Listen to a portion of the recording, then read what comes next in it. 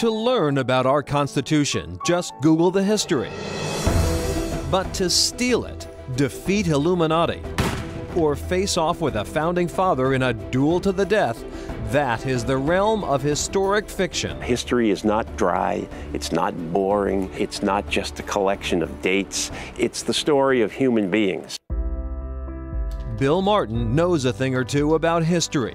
The New York Times best-selling author has been bringing it to life for almost 40 years, often through the adventures of his fictional alter ego, Peter Fallon.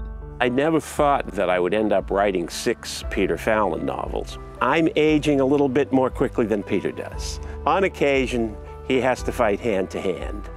I gave that up a long, long time ago. One thing he hasn't given up is taking on big moments in history. Bound for Gold is Peter Fallon's latest adventure, and wherever Peter Fallon goes, 2 things are going to happen: action and history, which is going to come to life in front of him.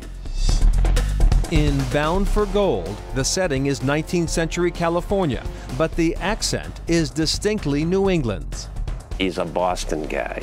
He has season tickets to the Red Sox. Whenever he sets out to explore America, he is setting out from here. What else would you expect from an author whose previous titles include Back Bay and Harvard Yard? For Martin, Boston's history lives. When I walk any street in this city, I can see the ghosts. When I walk into the old State House, where the Boston Massacre occurred, I can hear the voices. Martin's ghosts both haunt and inspire him. Horace Taylor Pratt pulled a silver snuff box from his waistcoat pocket. He can still recite the opening of his first book, Back Bay, from memory. Whenever he wanted a clear head, he had to have snuff. And tonight, he wanted wits as sharp as a glass cutter.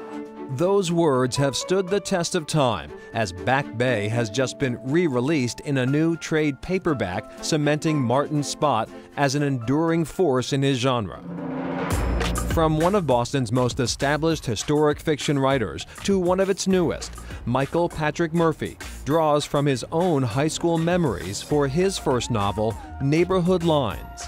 When I went to high school, it was the beginning of an integration program, and it was really interesting to see all the different groups and different ethnicities in one schoolyard and how they got together or had clashes and fights. There are several stories from there on out that impacted me deeply, which inspired the story.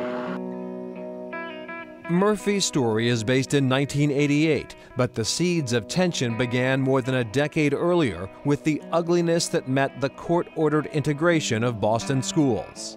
Images like these represent a dark time in Boston's past, meticulously preserved here in the Special Collections Library at UMass Boston.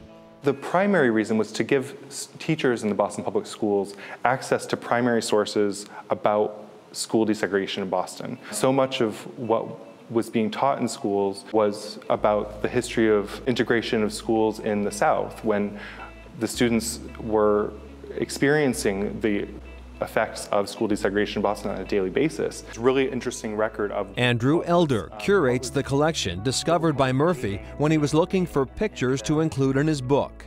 I came across this picture, and I just couldn't believe how perfect it was for the book. This is a great photograph. We have a lot of materials, hundreds of boxes related to school desegregation in Boston. It's a really rich collection.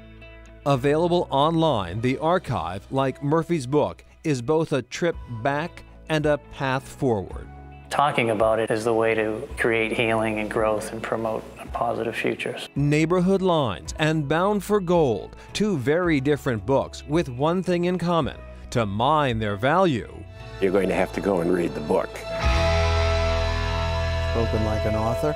Michael Patrick Murphy is working on a sequel to Neighborhood Lines, and after Peter Fallon fans read Bound for Glory, they may have to wait a bit for his next adventure. William Martin says he's currently at work on a World War II thriller that begins on the day after the attack on Pearl Harbor. Well, next, racked by violence in his native country, Abdi Noor Iftin dreamed of something better. What does it feel like to live in a world where you don't have to worry about being shot?